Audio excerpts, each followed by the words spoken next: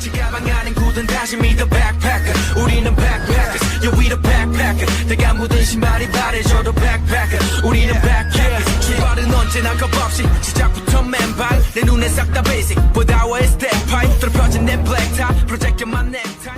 Assalamualaikum warahmatullahi wabarakatuh. Perkenalkan, nama saya Nisbatu Nurul Ana, NIM B2A023015, mahasiswi Statistika Angkatan 2023. Di sini saya akan melakukan analisis pengaruh angka kematian bayi, angka kelahiran kasar, laju pertumbuhan penduduk terhadap umur harapan hidup berdasarkan provinsi di Indonesia pada tahun 2020 dengan metode regresi Demi. Nah, di sini saya sudah menyiapkan datanya. Saya mendapatkan data ini dari BPS.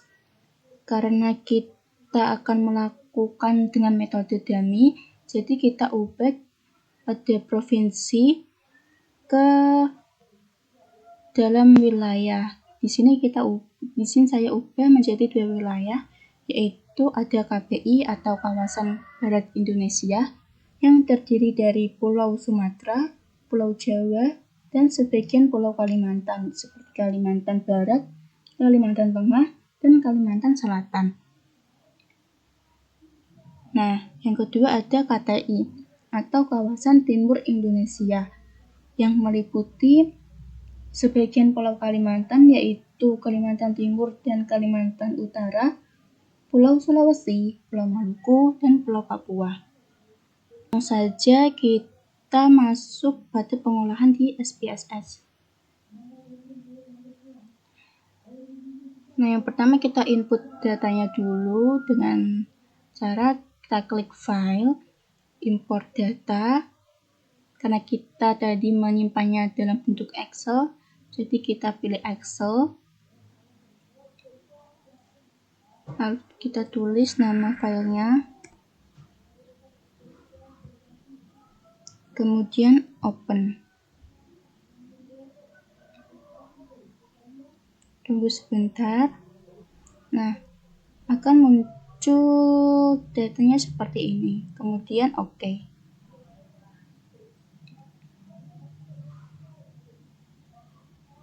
Nah, datanya seperti ini. Karena kita akan melakukan dengan metode Demi.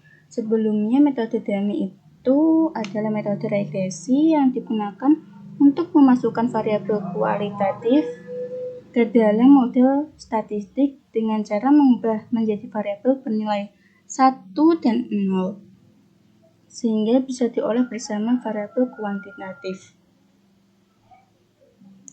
Langkah pertama kita ubah dulu bagian wilayah ini menjadi variabel Demi dengan cara kita transform, kemudian di bagian record into difference variable kita klik bagian wilayah, masukkan ke input variable,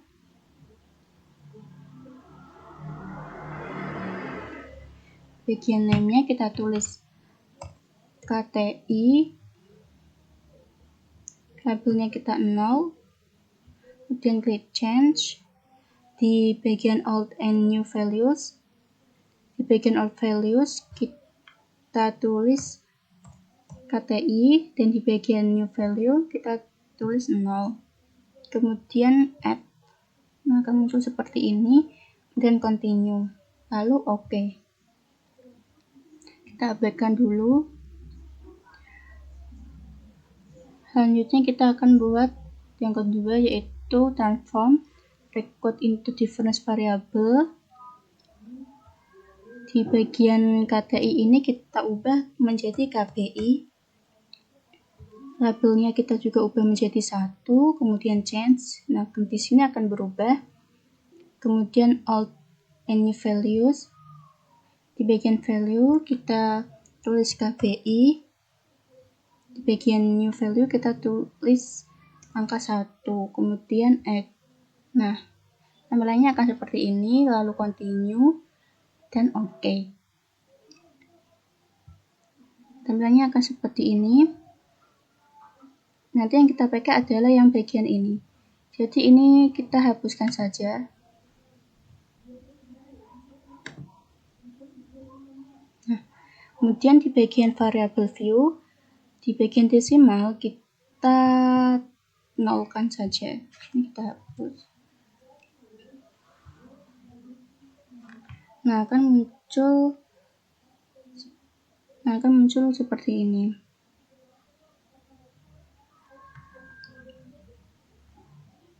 Selanjutnya kita mencari model regresi daminya dengan cara analyze, kemudian regression, pilih linear, kemudian kita masukkan variabel UHH atau umur harapan hidupnya ke dependent, AKB atau angka kematian bayi, AKK atau angka kelahiran dasar, LPP atau laju pertumbuhan penduduk, dan KBI atau kawasan barat Indonesia ke dalam independen.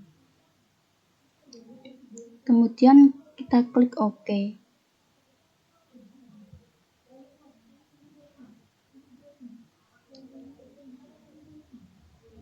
Nah, kita lihat di bagian R-nya ini menunjukkan angka 0,887 yang menunjukkan hubungan yang sangat kuat antar variabel independen dan variabel dependen.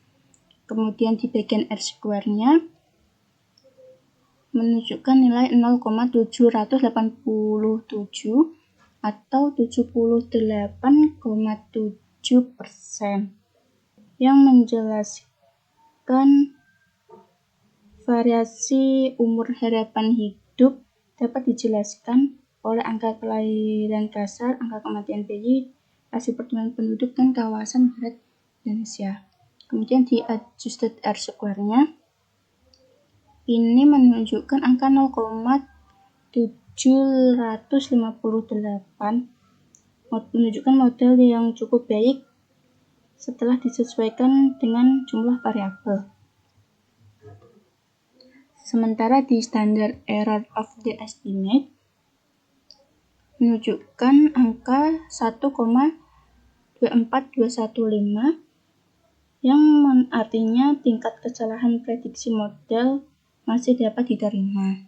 Kemudian di bagian tabel ANOVA, kita lihat di bagian signifikansinya, itu nilai signifikansinya sebesar 0,000 yang kurang dari 0,05, yang artinya model regresi secara keseluruhan signifikan secara statistik. Kemudian pada tabel koefisien, kita lihat di bagian unstandardized B sama nilai signifikansinya. Di bagian AKB, unstandardized-nya negatif 0,330 dan nilai signifikansinya 0,000, yang artinya berpengaruh negatif, dan semakin tinggi nilainya umur harapan hidup semakin menurun. Sedangkan di bagian AKK, unstandardized-nya negatif 0,392 dan nilai signifikansinya 0,030, berpengaruh negatif, yang artinya semakin tinggi nilainya umur harapan hidup semakin menurun. Dan laju pertumbuhan penduduk ini menunjukkan unstandardized-nya 0,891 dan nilai signifikansinya 0,033, yang artinya berpengaruh positif terhadap umur harapan hidup. Nah, di bagian KPI atau variabel dummy-nya bertujuan untuk mempresentasikan kategori dari variabel kualitatif. Ini nilai signifikansinya yaitu 0,029 kurang dari 0,05 sehingga memiliki pengaruh nyata atau pengaruh yang signifikan terhadap umur harapan hidup. Selanjutnya kita akan melakukan uji asumsi klasiknya. Yang pertama, kita melakukan uji normalitas, yaitu dengan caranya kita klik analyze, kemudian regression, kita pilih linear, kemudian di bagian save, di bagian residual kita klik unstandardized, kemudian continue, kemudian klik OK. Nah, kita abaikan dulu. Nah, di sini sudah ada res 1. Selanjutnya kita analyze lagi, kemudian pilih non-parametric test, pilih legacy dialog, pilih one sample bias, terus di bagian res 1 kita taruh ke test variable list. Seperti ini, kemudian klik OK.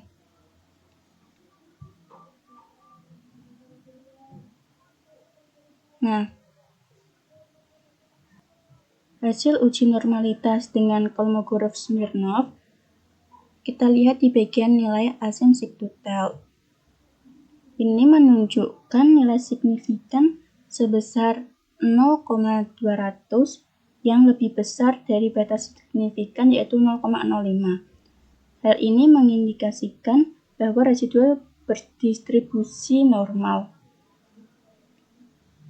Dengan demikian, model regresi dapat dianggap valid dari sisi asumsi normalitas. Nah, selanjutnya kita akan melakukan uji autokorelasi. Nah, langkahnya yaitu yang pertama analyze, kita pilih regression, kemudian pilih linear,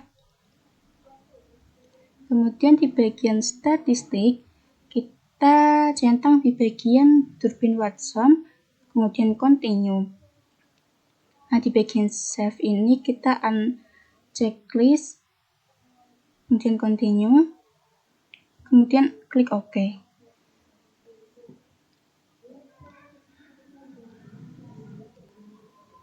Kita lihat di bagian model summary-nya. Di sini Durbin-Watson menunjukkan angka 1,787 yang artinya DU lebih kecil daripada DW, lebih kecil daripada 4 min DU. Maka artinya tidak terdapat autokorelasi pada model atau asumsi autokorelasi terpenuhi.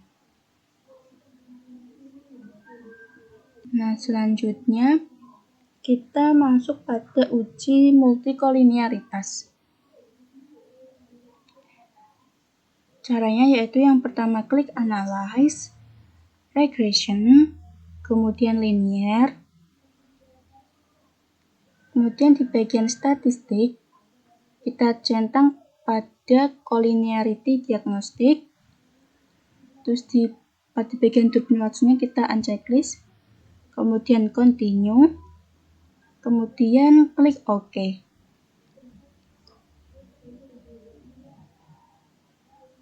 Nah, kita lihat di bagian tabel koefisien, di bagian tolerance dan VIV.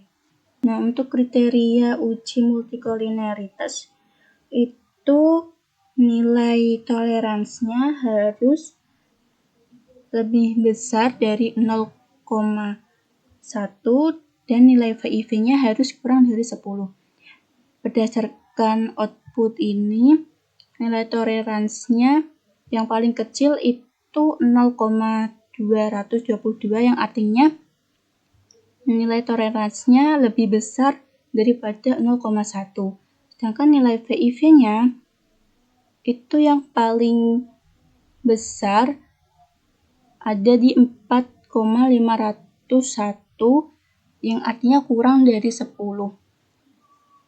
sehingga dapat disimpulkan bahwa tidak terjadi multikolinearitas dalam model regresi ini. Nah, selanjutnya uji yang terakhir yaitu uji heterokedastisitas. Sebelumnya karena kita udah mendapatkan res 1 ini, jadi langkah yang selanjutnya yaitu kita transform, kemudian compute variable. Di bagian target variable kita tulis ABS res 1. Di bagian numerik expression kita tulis ABS kurung buka, ini klik 2 kali, kemudian kurung tutup, kemudian OK. Kita abaikan dulu. Nah, akan muncul tabel variabel di sini. Ini yang kita gunakan untuk melakukan uji heterokedastisitas. Nah, caranya yaitu yang pertama klik analyze, kemudian regression, pilih linear, kemudian pada tabel dependent kita ganti menjadi ABS res 1.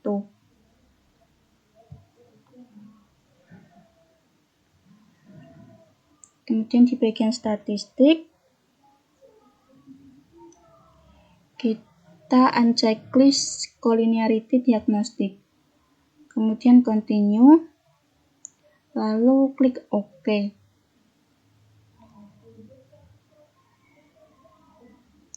Nah, kita lihat pada tabel koefisiennya. Untuk kriteria uji pada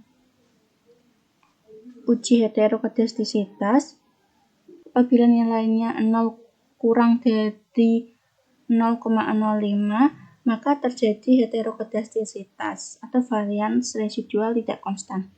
Sedangkan jika nilai signifikansinya lebih dari 0,05, maka tidak terjadi heterokedastisitas atau varian residualnya konstan.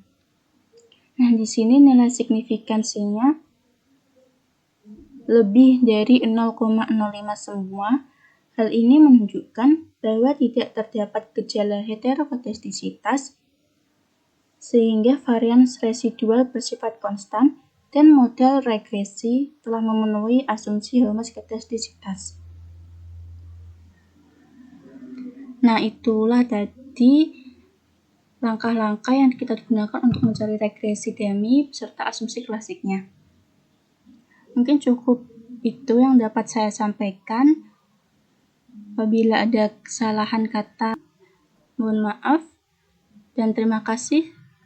Wassalamualaikum warahmatullahi wabarakatuh.